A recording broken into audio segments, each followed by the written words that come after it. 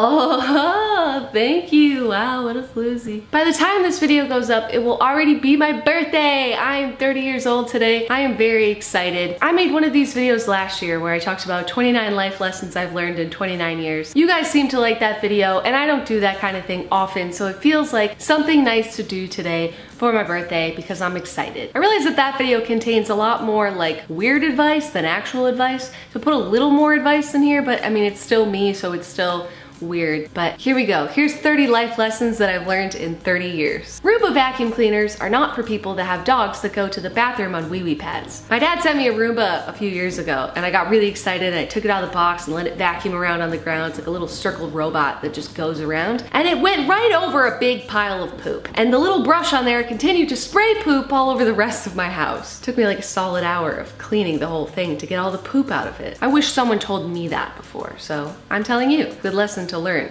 I wish I didn't learn it. If you're currently in school, might I suggest keeping a group journal? Not like a burn book or anything crazy like that, but like I would write an entry and then I would pass it to my friend, she would write an entry, and then we'd pass it around our circle of friends, and it was hilarious. And in the back we would keep like a tally of which boys we liked, so we made sure we didn't like the same guy, you know, it was really awesome. I would give anything to read that group diary again. Like I know you guys have group chats and whatever you guys do now, but like a physical journal that you can look back on someday is something I would highly suggest because I wish I could find that thing. It was amazing. Unless someone else finds it, in which case you're fucked. If you have a bathtub that's also your shower, take 5 minutes and just buy a bath mat. I spent so many years showering in a slippery bathtub and almost died hundreds of times. I finally got a bath mat, and I can't tell you how important it is to just get a bath mat, okay? It's not worth it. Bathtub awareness, 2K16. I don't know why I didn't get one before. I just thought slipping and almost dying was part of my daily shower routine. When I was younger, I was dating this guy that was like all wrong for me, and I confided in a friend about it, and I was like, what do you think I should do? You know what she said to me? Just because you know something isn't right doesn't mean you can change the way that you feel. That's not how your heart works. And I think about that all the time. Sometimes whatever seems logical isn't the right decision because it's not how your heart works. I mean, we broke up a while after that, but I'm glad that I made that heart decision to stick around for a little while. If it's your 21st birthday, don't let your friends get you one of those necklaces with a shot glass on it and let them pour whatever they want in it and make you drink it. It's terrible. You just end up drinking the worst mixture of all kinds of alcohol, and the little hole where the beads go through like makes it so it spills on you every single time you drink it. It's terrible,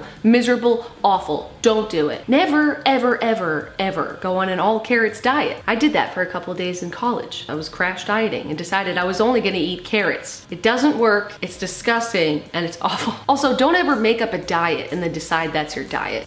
It doesn't work. Always know that however bad you think you have it right now, someone's always got it way worse than you. Good way to do this is just turn on the news really quick. But I personally learned this one time in college, and parts of the story have been changed for privacy reasons. But we used to all sit around the kitchen table, and we would call it Negative Town, and we would just sit there and take turns bitching about whatever was wrong with our lives. And our super quiet friend just sat there one time and just listened to us for hours, bitching in Negative Town. And we were like, all right, your turn. What do you have to complain about? And she said to us, well, I went home and I hooked up with a guy, and now I have herpes, and I can't afford the medication, so all I can do is just lay in the bathtub and cry because it hurts. And we adjourned Negative Town forever. Sorry, it's not meant to be funny, but we adjourned Negative Town forever. We literally never had a Negative Town after that ever again. Negative Town was adjourned forever. Somebody always has it worse than you. Just don't even bother complaining. Never say something behind someone's back that you aren't completely willing to say directly to their face. It'll keep you out of a lot of trouble. And also, when the person comes to you and says, hey, did you say this about me? As long as it's something I said, I'll say, hell yes I did. It's relatively easy for me though, because I do not shy away from confrontation. I'm a fan of it because sometimes it's necessary. Yeah, sure, people don't like it, and sometimes it's out of line and uncalled for.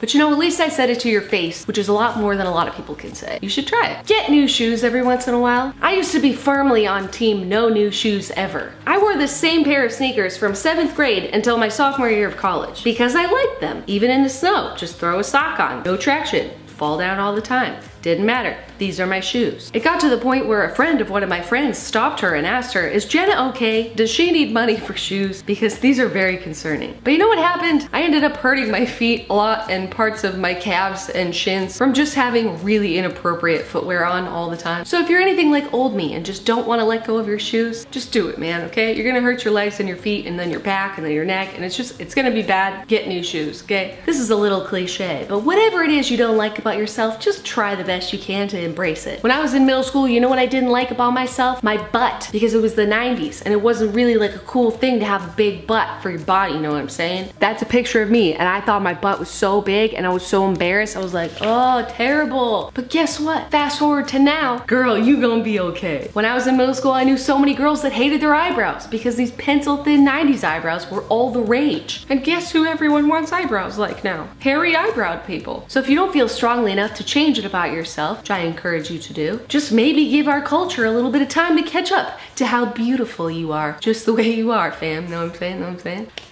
You got a good butt. Know the moment to be done with something. I'm a big believer in you don't commit to something unless you can fully commit. Like I was never allowed to quit anything ever. You have to see everything through to the end. So I'm still like that as an adult. But the moment I learned this was when I was younger. I was on a competitive gymnastics team and I was getting ready to do the vault. Well, I was so tired that I ran full speed, hit the springboard and ran directly into the vault. And I just remember not being able to breathe, looking up at the ceiling and being like, gymnastics isn't the sport for me. And I think I'm done. So now in the rest of my life, I always look for those moments where I have run into the horse and knocked the wind out of myself, because that is my done time. It's a good thing to learn. If you're ever presented with an opportunity to move to another place, take it. Whenever I've moved somewhere, I like to tell myself, well, I already know that I like where I was. And if after a year or so I hate where I moved to, I can just move back because I know that place is always gonna be there. But I know too many people that regret never moving somewhere new. So just move. Just pack up your shit, get in a truck, and move. I know it's a little more complicated than that, but just think of it that way and it makes it a lot easier and way less stressful and not as crazy. Sometimes you just need to be at a place where you just don't know anyone and you just have to go figure your life out. That's when you'll learn who you really are. You have to spend a lot of time with yourself. Don't ever try to flush a pork chop down a toilet. Doesn't work. Just trust me, it doesn't work. A really great way to kill a spider, probably if you're outside, is to take a lighter and then something aerosol and make like a blowtorch and then like torch it to death.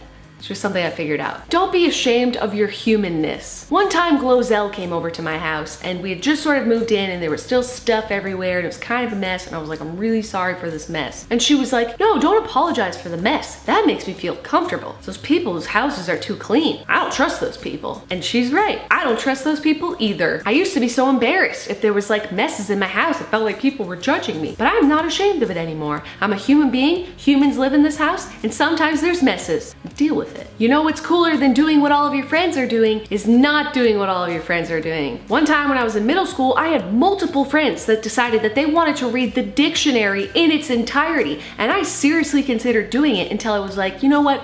Fuck that. And then I was the only one not reading the dictionary. And I just sat there and spaced out at lunchtime while they read the dictionary. It was dope. I mean, you can apply that to a lot of things, but that's the one that comes to mind. Like, fuck reading the dictionary, dude. I'm gonna sit here and space out. It's gonna be a far better use of my time. If you're ever up really late and have to be up really early in the morning, just sleep sitting up. That's what I do. It's just sort of uncomfortable enough so that you wake up easier and it looks hilarious if anyone sees you. Works for me. If you ever feel like you're gonna pass out, make sure you tell someone that you feel like you're gonna pass out. I'm getting better at it, but a lot of times when I'm in like hospitals or getting blood drawn, I've made the mistake in the past of just quietly falling over. Don't just fall over. It makes people kind of mad sometimes. Like I got yelled at by a doctor, like, why didn't you tell me you were passing out? I don't know, I was blacking out. But you can. I've done it successfully. I've told someone, I'm passing out right now. I think it's just the effort that they appreciate. If you ever start seeing tiny little moths in your house, like you saw in my house a while ago, just take your whole rug and just throw it out the window. Holy shit, just take my word for it. They're in your rug and they're not leaving until you make them leave. Always give credit where credit is due. I learned this in college where you literally get expelled if you don't give credit. Not everyone goes to college. I understand that. But one of my teachers framed it to us like this. Nothing about giving credit makes you look bad. If anything, it makes you look good by citing your sources and having valid places to get information. Especially on the internet, where I feel like internet culture just thrives on credit. Just give somebody credit. Just look at Melania Trump. If she had started that speech with, Michelle Obama once said, there'd be nothing wrong with that. But instead, she chose not to give credit where credit is due. It's not a good look. Always give credit to people. It also makes people feel special, so do that too. Don't ever try a new sport if you're severely hungover. First time I tried water skiing, I hit the water and it threw up and then I had to float in a puddle of my own vomit until the boat came back around and picked me up. It's gross. It's not worth it. Just say you can't go or something. Always do the right thing unless it doesn't feel right. I'm an altruistic, law-abiding citizen, and I found myself at a moral crossroads one day when a disheveled looking man walked past me in the grocery store